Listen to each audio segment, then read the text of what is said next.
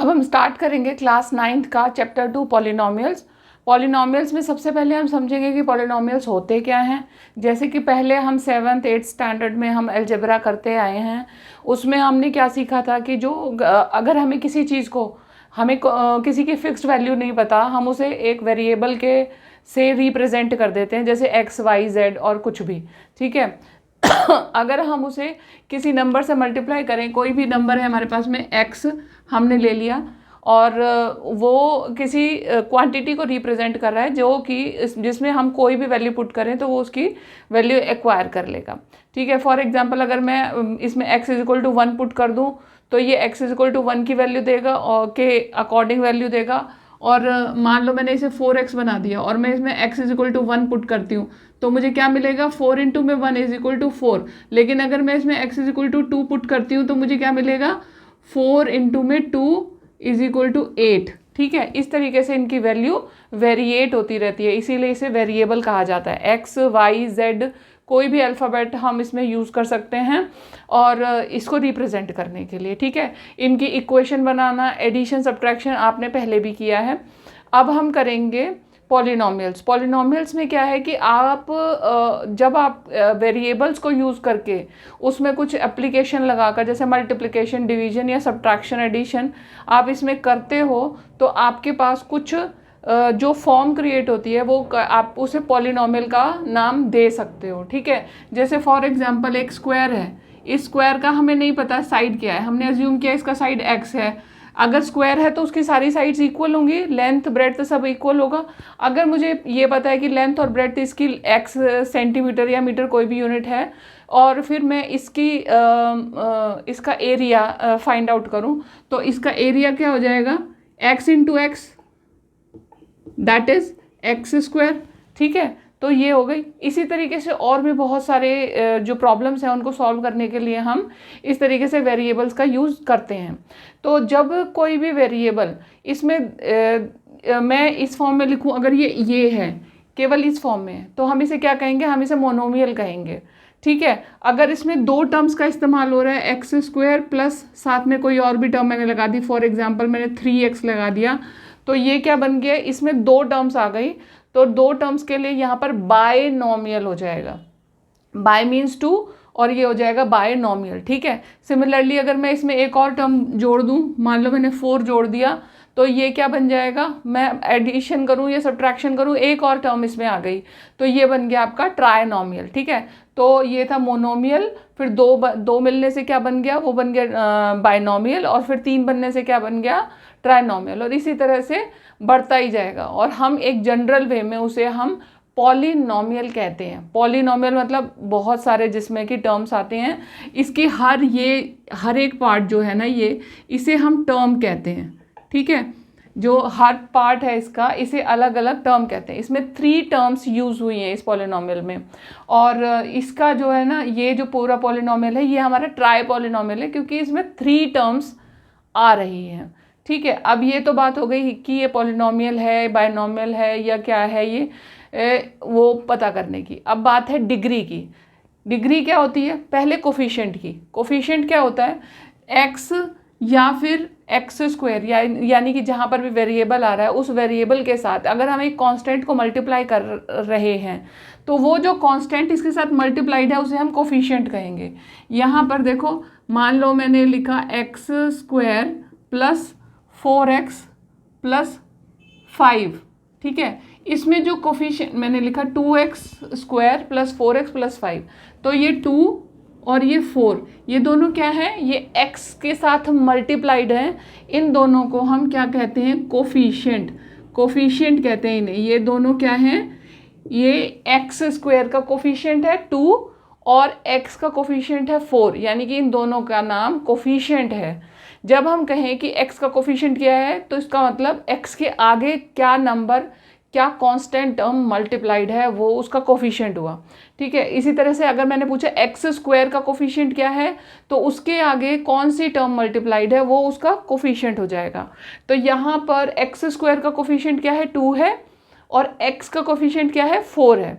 तो ये आपको पता चल गया कि पहली बात तो ये हो गई, पॉलिनोमियल पता चल गया क्या होता है। दूसरी बात, टर्म्स क्या होती हैं, और फिर तीसरी बात हो गई कोफिशिएंट क्या होता है। उसके बाद अब हम बात करेंगे कि डिग्री क्या होती है। डिग्री होती है इस पॉलिनोमियल को, अगर आप ध्यान से देखो, हर टर्म को आप देखोगे, उन टर्म्स में सबसे बड़ी पावर जिस x के पास या y के पास होगी, जिस वेरिएबल के पास होती है, वो उसकी डिग्री होती है। ठीक है, जैसे कि इस पॉलिनोमियल में हमारे पास x की पावर 2 सबसे बड़ी पावर है, तो हमारी जो डिग्री हुई इस पॉलिनोमियल की डिग्री कौन सी हो गई? 2 हो गई इसकी डिग्री। क्यों हो गई इसकी डिग्री 2? क्योंकि इसके पास मैक्सिमम यही डिग्री है, पावर है, सॉरी।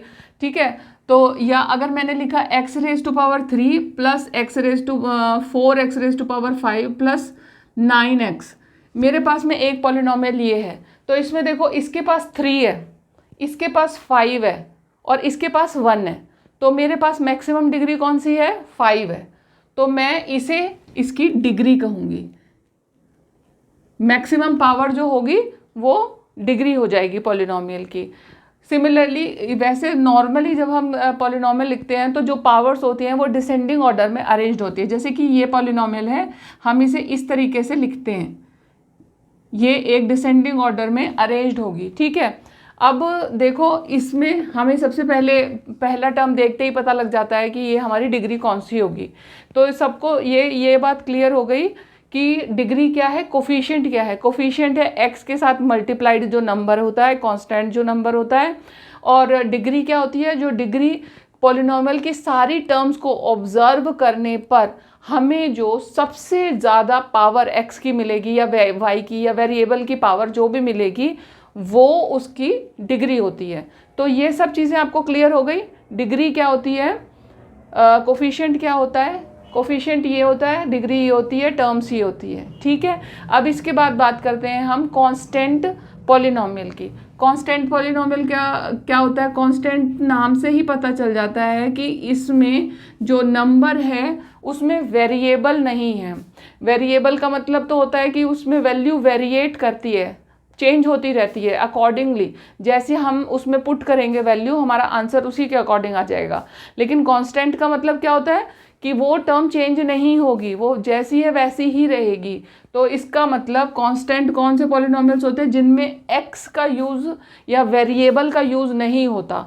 सिंपल एक नंबर 1 2 3 4 कोई भी नंबर अगर हम ले रहे हैं तो वो हमारा कांस्टेंट पॉलिनोमियल होता है, जिसमें x का इस्तेमाल नहीं है, या हम ये कह सकते हैं कि इसमें x की पावर 0 होती है। क्योंकि हमें जैसे पता है कि x की पावर 0 की वैल्यू क्या होती है? 1 होती है। x रेज टू पावर 0 की वैल्यू 1 होती है। तो जो हमारा कांस्टेंट है उसमें हम ये मान सकते हैं कि इसमें x है पर उसकी पावर 0 है। मैं 1 को 1 इंटू में x रेज टू पावर 0 लिख सकती हूँ, 2 को 2 इंटू में x रेज टू पावर 0 भी लिख सकती हूँ, क्योंकि x रेज टू पावर 0 की वैल्यू 1 है और 1 की वैल्यू पुट करो ना करो कोई फ़र्क नहीं पड़ता। तो मैं इसे लिखूँ ना लिखूँ कोई फ़र्क नहीं पड़ता, पर इसको मैं यहाँ ना लिखने में प्रेफर करूँगी और ये कांस्टेंट पॉलिनोमियल बन जाएगा। अगर ये कांस्टेंट जो हमें गिवन है ये कांस्टेंट 0 हो, जैसे 1 2 3 4 हमने जो भी कांस्टेंट्स लिए उसकी जगह अगर हम 0 लेते हैं तो हमारा पॉलिनोमियल 0 पॉलिनोमियल बन जाता है। ठीक है, ये हमारा पॉलिनोमियल क्या बन जाएगा? 0 पॉलिनोमियल। क्यों? क्योंकि हमारे पास में वैल्यू 0 ही है। तो कांस्टेंट पॉलिनोमियल तो ये हो गया कांस्टेंट पॉलिनोमियल, और 0 पॉलिनोमियल ये हो गया जिसमें कांस्टेंट जो है वो हमारा 0 है, तो उसे पर्टिकुलरली हमने 0 पॉलिनोमियल कह दिया। तो ये तो आपका हो गया पॉलिनोमियल क्या होते हैं। नेक्स्ट टॉपिक पे अपने वो है हमारा जीरोज ऑफ पॉलिनोमियल। अब जीरोज ऑफ पॉलिनोमियल क्या होता है? ज़ीरो से जैसे आपको समझ में आ रहा होगा कि ज़ीरो का कहीं ना कहीं इसमें कनेक्शन है। तो ज़ीरोज ऑफ अ पॉलिनोमियल का मतलब होता है कि कोई पॉलिनोमियल, उसमें अगर हम कोई ऐसी वैल्यू पुट करें x की या y की, वेरिएबल की जगह अगर हम कोई ऐसी वैल्यू पुट कर रहे हैं जिसको पुट करने से हमारा जो आंसर है पॉलिनोमियल का वो 0 हो जाए, उसे हम ज़ीरो ऑफ द पॉलिनोमियल कहते हैं। बाद में जाकर हम इसे रूट भी कहते हैं, रूट ऑफ द पॉलिनोमियल। ठीक है, तो एक एग्जाम्पल करके देखते हैं यहाँ पे 5x² plus minus 3x plus 7 equal to, हमें इसकी वैल्यू निकालनी है at x is equal to 1। ठीक है, at x is equal to 1 मुझे इसकी वैल्यू फाइंड आउट करनी है, ये बताना है कि इसका 0 है या नहीं है। तो मैं क्या करूँगी, x की जगह 1 पुट करती जाऊँगी सब जगह। 5 यहाँ पर x की पावर 2 है, तो मैं यहाँ पर क्या लिखूँगी, 1 की पावर 2 माइनस 3 इंटू में x है सिंपल, तो 1 प्लस 7। ठीक है, तो ये हो गया 5 माइनस 3 प्लस 7। तो क्या ये आपका 0 आंसर आता है इसका? नहीं, 7 और 5 को मैंने ऐड किया तो मेरे पास कितना आ गया, 7 और 5 को ऐड करने से आ गया 12, और 12 में से मैंने 3 सब्ट्रैक्ट किया तो मेरे पास में आ गया 9। तो मेरा आंसर आया 9 ना। ये इसका मतलब x is equal to 1 is not the 0 of polynomial 5x² minus 3x plus 7। अगर इसकी वैल्यू 0 आ जाती तो मैं कहती yes it is the 0 of this polynomial. ठीक है, तो ये हो गया आपका पहला एक एग्जाम्पल कि 0 ऑफ द पॉलिनोमियल का क्या मतलब होता है। अब हमें चेक करना है, दूसरा एग्जाम्पल देखते हैं। Check whether -2 and 2 are zeros of the polynomial x plus 2। एक पॉलिनोमियल गिवन है, एग्जाम्पल है ये px is equal to x plus 2, आपको एक पॉलिनोमियल गिवन है। हमें चेक करना है कि x इज इक्वल टू 2 और -2 दोनों की वैल्यू अलग अलग हमें चेक करनी है कि क्या ये इसका पॉलिनोमियल है। तो मैं पहले x is equal to 2 put करती हूँ, ये हो गया p2, 2 plus 2 is equal to 4। तो ये इसका पॉलिनोमियल नहीं है, ओ सॉरी, इस पॉलिनोमियल का 0 नहीं है। अब मैं पुट करूँगी -2, मैंने पुट किया -2, 2 minus 2 plus 2 is equal to 0।